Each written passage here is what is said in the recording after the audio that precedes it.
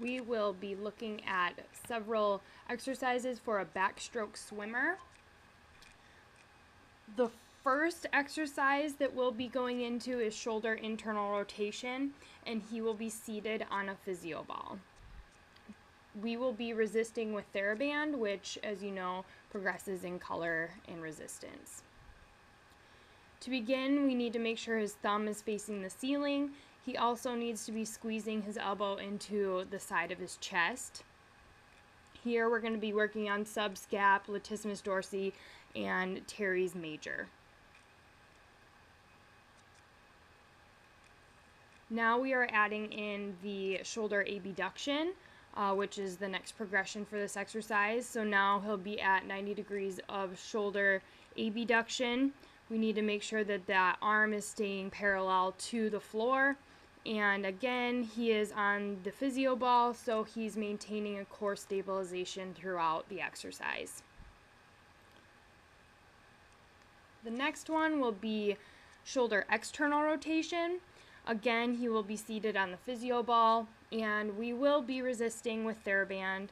To start out with, we will have the 0 degrees of shoulder abduction, and making sure that he's pinching into the side of his chest and that his thumb is up. Again, he's on the physio ball, creating that core stabilization.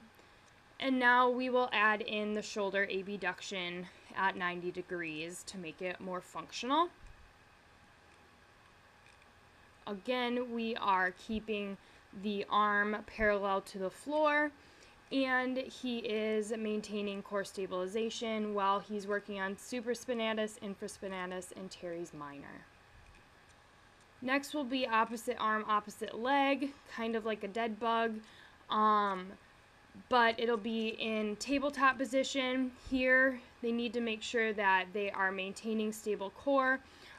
They are going into hip extension and arm flexion, and making sure that their hips are not dropping to and forth, as you can see, which he's doing there.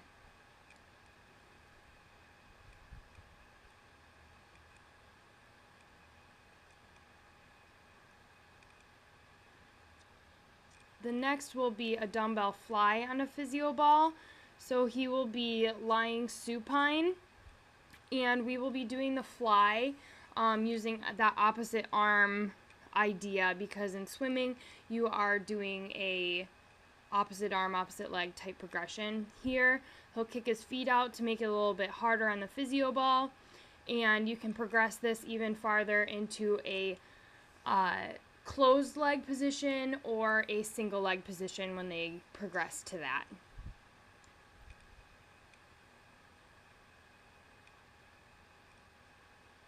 The next will be a dumbbell row on the Bosu ball. He will be standing on the flat side of the Bosu ball in a bent over row position. Again, doing that different arm, not at the same time, because again, it's going to mimic the swimming type motion. And we are creating that unstable surface that he has to use proprioception and balance to maintain.